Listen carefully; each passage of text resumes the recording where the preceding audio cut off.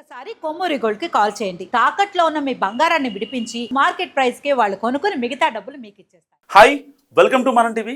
కట్నం అడిగేవాడు గాడిద. నేను మీ journalist Manoj. So Nara Lokesh birthday రోజున ఏపీలోని తల్లిదండ్రులకు, విద్యార్థుల తల్లిదండ్రులకు ఒక గుడ్ న్యూస్ చెప్పారు. అదేంటంటే 16 ఏళ్ల లోపు ఎవరైతే పిల్లలు ఉంటారో సో వాళ్ళు ఫోన్ ఎక్కువగా యూజ్ చేస్తున్నారని చెప్పి చాలా మనం కంప్లైంట్ చూస్తూ ఉంటాం. ఒకవేళ వాళ్ళకి ఫోన్ ఇవ్వని పక్షంలో వాళ్ళు సూసైడ్ చేసుకున్న దాఖలాలు ఉన్నాయి. పబ్జీకి ఎడిక్ట్ అయిపోయి మా ఇంట్లో ఫోన్ నన్ను స్కిప్ చేశారు, నాకు ఫోన్ ఇవ్వకుండా వాళ్ళ దగ్గరే ఉంచుకుంటున్నారు అని చెప్పి పిల్లలు ఆత్మహత్య చేసుకున్న సంఘటనలు చాలా ఉన్నాయి. ఇంట్లోంచి వెళ్ళిపోయిన సంఘటనలు ఇంకా బోలెడు. సో ఇలాంటి నేపథ్యంలో ప్రజా దర్బార్లో అండ్ మెగా పేరెంట్స్ మీటింగ్ ఏపీలో ఇప్పటిదాకా మన ఇండియాలో లేనట్టుగా గవర్నమెంట్ స్కూల్లో కూడా మెగా పేరెంట్స్ మీటింగ్ జరుగుతుంది. సో దీంట్లో ఎక్కువగా ఆ పేరెంట్స్ మీటింగ్లో పిల్లల గురించి చెప్పేది ఏంటంటే, మా పిల్లలు ఇంటికి వచ్చాక ఫోన్ల మీదే కూర్చుంటున్నారు, ఆడుకుంటున్నారు, లేదంటే వీడియోస్ చూస్తున్నారు, పిచ్చ పిచ్చి వీడియోస్ చూస్తున్నారు, షార్ట్స్ చూస్తున్నారు అనేదే కంప్లైంట్ అనమాట. చాలామంది తల్లిదండ్రులు ఎవరైతే పిల్లల్ని చాలా టేక్ కేర్గా చూసుకుంటూ ఉంటారో, పిన్ టు పిన్ మానిటర్ చేస్తుంటారో వాళ్ళు అనమాట.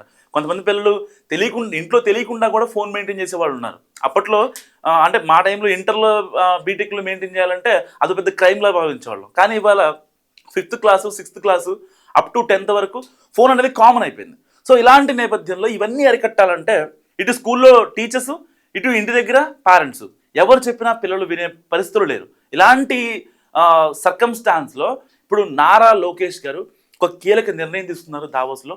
ఏదైతే ఆస్ట్రేలియాలో ఇప్పటికే 16 ఏళ్ళలోపు పిల్లలకు, మైనర్లకు అక్కడ ఫోన్ ఎలా ఉండదన్నమాట. అంటే వాళ్ళకి ఎగ్జిస్టింగ్గా వాళ్ళ చదువు కోసం ఏవైతే వెబ్సైట్స్ ఉంటాయో, లేకపోతే కొన్ని లెర్నింగ్ పేజెస్ ఉంటాయో వాటిని మాత్రమే డౌన్లోడ్ చేయొచ్చు, వాటిని మాత్రమే బ్రౌజ్ చేసే యాక్సెస్ ఆ ఫోన్స్కి మాత్రమే ఉంటుంది.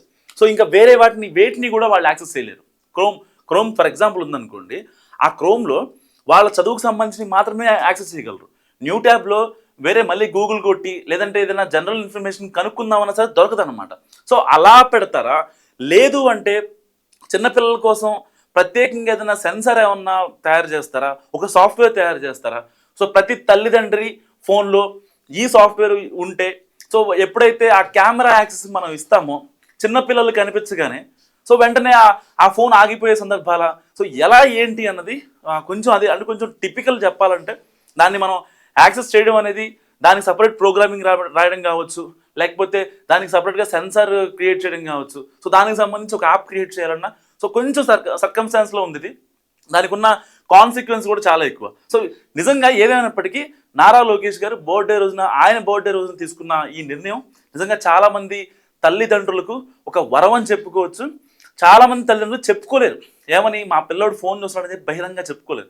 ఆ పిల్లలను కొడతారు, లేదంటే స్కూల్కి వెళ్ళి చెప్తారు ఒక మాట, ఈ తర్వాత సర్లే కాసేపు వాడుకొని 1 గంట కాదు అర్ధగంట వాడుకొని, పావు గంట వాడుకొని వదిలేస్తారు.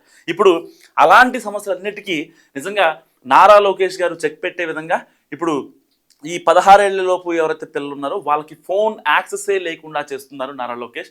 నిజంగా అప్రిషియేట్ చేద్దాం. అండ్ దీనికి సంబంధించి దానికి ప్రోగ్రామింగ్ ఎలా ఉండాలి అంటే, ఒక ఫోన్ని పిల్లవాడు వేరే వాళ్ళ మమ్మీ డాడీ మెయిల్ ఐడితో కాకుండా ఇంకా ఏదన్నా అంటే ఆ డేటాబేస్కి ఏమైనా యాడ్ చేయడం కావచ్చు, ఇలాంటి ఏమన్నా సజెషన్స్ ఉంటే ప్రభుత్వానికి మస్ట్గా మీరు కామెంట్ చేయండి. చూస్తూనే ఉండండి మనం టీవీ.